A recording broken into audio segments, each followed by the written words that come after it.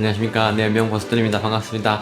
오늘은요, 배우자가 바뀌어도 결과는 똑같다는 내용으로 말씀을 한번 드리고자 합니다. 살다 보면 왜 부부싸움 할 때가 있지 않습니까? 남편은 아내를 원망하고 아내는 남편을 원망하고 이렇게 서로 원망하지 않습니까? 저도 한때 저희 와이프를 많이 원망했고요. 저희 와이프 또한 한때 저를 많이 원망했었거든요. 그러다가 어느 날 곰곰이 한번 생각을 해봤어요. 만약에 내가 지금의 아내가 아닌 다른 사람이랑 결혼을 했다면 과연 어땠을까 이런 생각을 해봤는데요.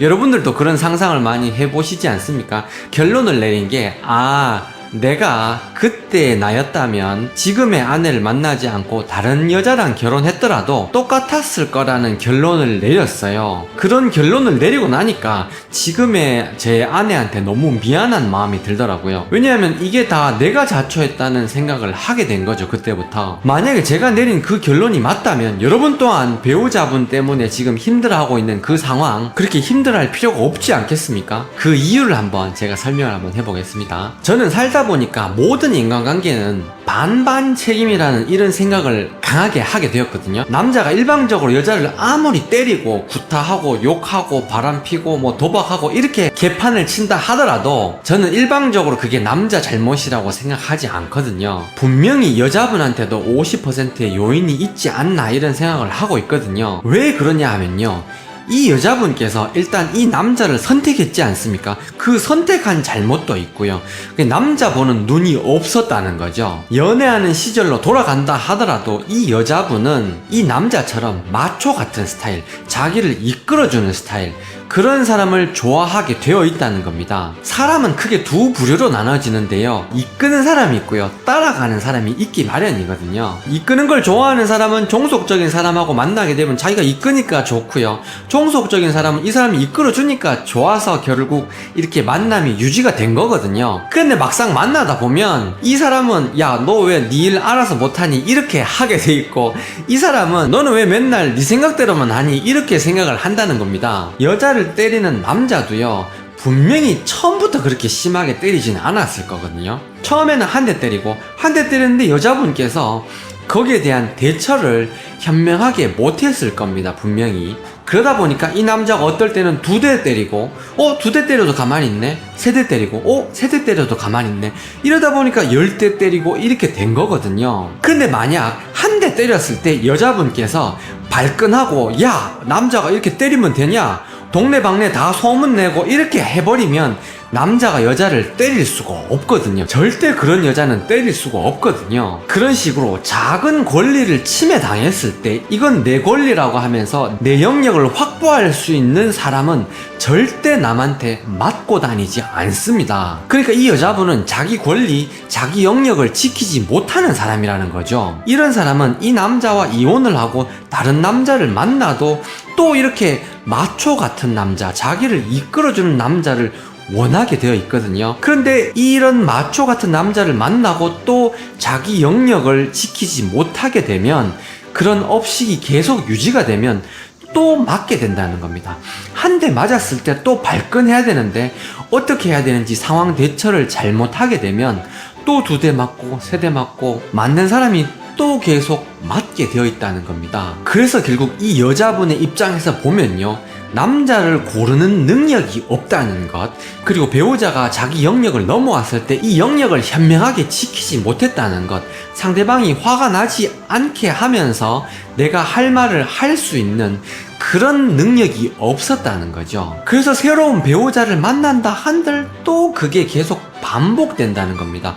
얼굴만 바뀌었지 결국 똑같은 남자라는 겁니다. 남자를 때리게 만드는 그런 요인이 이 여자분한테 분명히 50% 요인이 있다는 겁니다. 제가 요 한 자리에서 치과를 한 지 한 13년, 14년이 됐는데요. 수많은 직원분들이 왔다 갔다 했죠. 근데 그 직원들을 보면서 제가 느꼈던 게, 어떤 직원은 이런 직원이 있어요. 야, 이 직원은 어느 치과를 가든 사랑받고 잘하겠다라는 직원이 있는 반면, 또 어떤 직원은 이런 직원이 있습니다. 야, 이 친구는 어느 치과를 가든 오래 못 버티고 곧 나오고 항상 치과 욕을 하겠다, 이런 직원이 있었거든요. 직원 입장에서 봐도 마찬가지입니다. 수많은 치과가 있지 않습니까? 어떤 원장님이 있으면 이 직원이 아니라도 이 직원이 나가고 진짜 좋은 직원이 와도 그 원장님 밑에 있으면 이 치과가 분위기가 엉망이 될 수밖에 없는 그런 원장님이 계시거든요. 그리고 어떤 직원이 오던 간에 이 원장님 밑에 있으면 화목한 분위기가 되는 그런 치과가 있단 말이에요. 그러니까 원장님의 요인이 50%가 있고 직원분의 요인이 50%가 있다는 거죠. 그래서 모든 요인이 반반 요인이라는 거죠. 제가 예전에는 제 아내를 원망할 때가 있었거든요. 그때 집사람이 정말 잘해줬어요. 그리고 좋아서 제가 또 이 사람을 선택한 거였는데요. 그런데 살다 보니까 뭐가 문제였냐면요, 제가 만족을 몰랐던 거예요. 이렇게 잘해주면 그건 당연시 여기고 이거 더 해줘야지. 이렇게 하면 또 이 친구가 이걸 해줘요. 해주고 나면 또 어느샌가 고맙게 안 여기고 이건 당연한데 그러면 이거 해줘야지 이렇게 하고, 그러면 또 이 친구가 이렇게 해줘요. 맞춰준다는 거죠. 맞춰주다 보면 어느 순간에는 이 친구가 지치게 돼 있다는 겁니다. 그러니까 어느 정도 해주면 제가 만족을 느끼고 감사를 느끼고 감사합니다, 고맙습니다 이렇게 해야 되는데 그게 끝이 없었다는 겁니다. 제가 만족을 몰랐다는 겁니다. 그러니까 그때 저희 와이프보다 더 예쁘고 더 현명하고 더 똑똑하고 더 상냥한 그런 여자분을 조물주께서 저한테 주셨다고 하더라도 저는 만족을 못했을 거라는 거죠.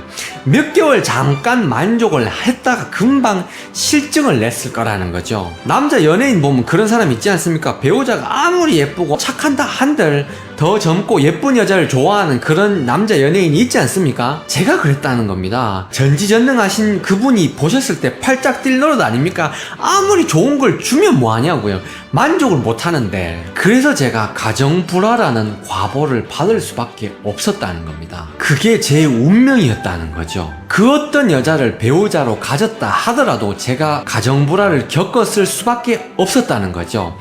그걸 뼈저리게 깨닫고 나니까 제가 저희 집사람한테 너무 미안해지더라고요. 매번 집사람을 제가 원망했었거든요. 그 원망했던 그 이유를 가만히 뒤집어 보니까 사실 그 이유 때문에 제가 집사람을 좋아했던 거더라고요. 여러분들도 마찬가지입니다. 상대가 바뀐 게 아닙니다. 여러분들이 결혼할 때부터 그 사람은 그랬어요. 왜냐?